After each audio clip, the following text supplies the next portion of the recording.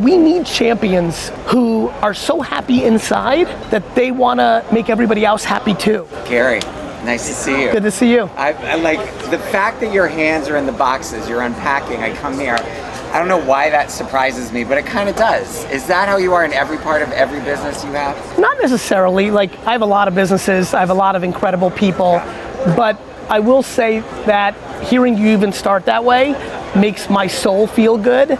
I love being in the dirt. I love being in the trenches. I grew up in a liquor store, flea market, sports card shows. And so I think the answer is probably yes and no. I give enormous autonomy to my leadership teams in my biggest companies. VaynerX is 2,000 employees. We have hundreds of people in Asia. I can't have my hands in the office. I also don't love micromanaging. I prefer to give people rope and either they run to the moon or, as the old saying goes, they get themselves in trouble with that rope. If you micromanage, you don't get a read on the person, right? You don't get a full understanding of how good or not good they are. But yes, I like getting myself into the dirt. What I love about you and following you over the years, and I think what all my friends connect to, they're big fans of yours. Thank you. Is the way that you communicate. You can break things down in a way for everyone to understand. Sound bites, everything could be on a bumper sticker or a t-shirt. Is that what keeps the business running? And where does that come from for you? You know, I didn't really get to know my mom's dad, but she talks a lot about my grandfather who passed away in the Soviet Union, that he communicated in a very similar style. Tons of analogies, tons of sayings. So, you know, I feel like it definitely seems like it comes from there. My great-grandmother, or my great-grandmother, yes, on my dad's side, also similar personality. So I think luck of the draw, the DNA, you know, a little bit of that. This is more than DNA though. I mean, a lot of practice. Yeah. You know, like again, it's fun to be doing this at a sports card show. I did a lot of shows at 14. I worked in a retail environment, 14, 15, 16. Now that I'm a little bit older, yeah, like kids are, you know, on teen tours and at sleepaway camp and are staying at home and playing video. Like, I was working and practicing and interacting with people.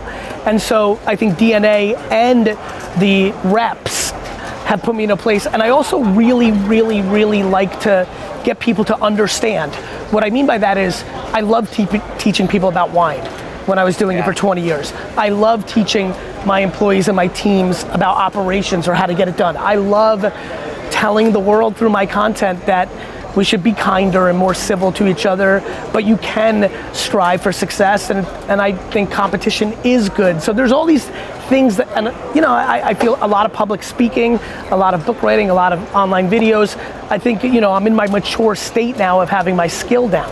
Do you think a kid growing up right now with technology has the possibility of being as skilled as you are at communicating if they're spending much more of their time like this? I do. I think I get where that's coming from, and I see the anxiety that our kids are less social, this, that.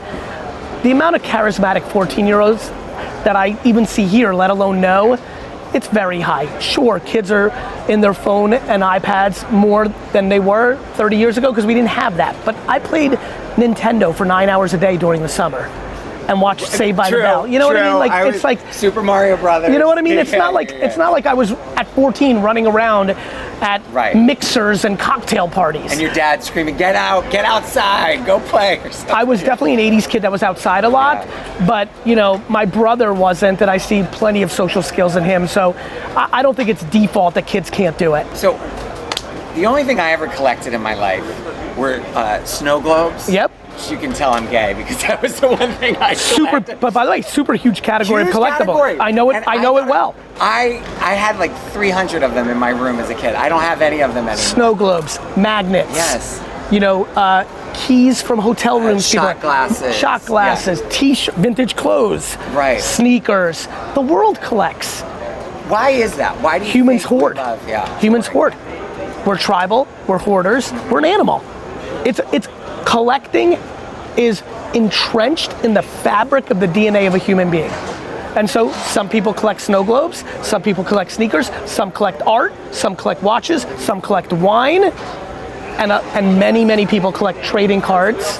And I'm passionate about collecting in general. When did you know that this was the venture for you next? With VeeFriends? With VeeFriends. I've subconsciously known it forever. I knew when my career was getting big that I wanted to buy Scooby-Doo or Gumby or the Smurfs. I wanted to buy something from the 80s and refurbish it, new movies. You wanted to buy that brand? Mm-hmm. Really? That was on my mind for a long time. Who thinks about that? I think somebody who's into pop culture. Yeah. And things like Garfield or the Snorks. It didn't even have to be like Looney Tunes. Like, I was always thinking that way. Then the NFT thing happened, and I realized those were digital collectibles, and of course they went crazy and then they've collapsed because anything that goes up too fast, real estate, gold rush, like. Yes, yeah. But it doesn't mean that it's dead. It will continue to rise slowly from here. But when I knew that I wanted to do an NFT project, I was like, what am I gonna do? And I was like, you know what? Maybe I don't have to buy Scooby-Doo or Sesame Street. Maybe I can create my own, and when I think about VeeFriends, I think of it as Pokemon meets Sesame Street. Right. Pokemon from like a competitive collectibles, cool standpoint. Sesame Street from a let's be kind to each other standpoint. I'm gonna use these 250 plus characters for the rest of my life to scale what Gary Vee, the content creator, does. I'm flattered that your friends like my content. I'm self-aware enough to know that my style and my communication style and who I am isn't gonna hit all 8 billion people. Language barriers, I might be a little too Jersey for some people. No, never enough Jersey. You know, but come on. But with these characters, if I can't do the work, Gratitude Gorilla can. If I can't do the work, Modest Moose can. If I can't teach patience, Patient Panda can. And so I have a really Jim Henson. Now, I didn't really know a lot about Jim Henson. I knew who he was. I knew he was iconic. But going through this journey, I've been meeting people that have worked for him as I work with consultants and other people. And I'm like, wait a minute, there's some overlap there. I understand what he was trying to do with Fraggle Rock, which was stop war. I'm trying to make the world a nicer place, but not compromising on some things like, I don't like 8th place trophies. I don't think it's real. You know? I think the world has gotten very red and blue, and VeeFriends is gonna aim to be purple, and I think it's gonna work. That's a bold statement and mission. It is. For really what some people might go as a couple of cards, but hearing you say it, I believe you. And I feel like Gary Vee's gonna save the country. Well, listen, the world. Listen. I think that it's so big.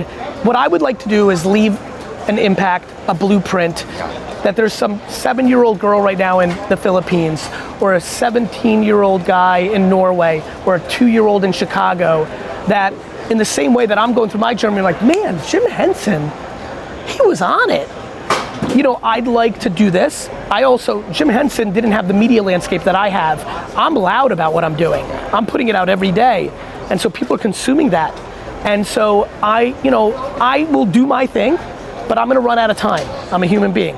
But hopefully 50 years from now, wherever my destiny is, it will be so well documented and so well understood that somebody can take the baton. And it won't be VeeFriends, it'll be a new brand or new thing, but we need champions who are so happy inside that they wanna make everybody else happy too. Because we have an entire world of people not happy inside who are spending their time trying to drag down everybody else.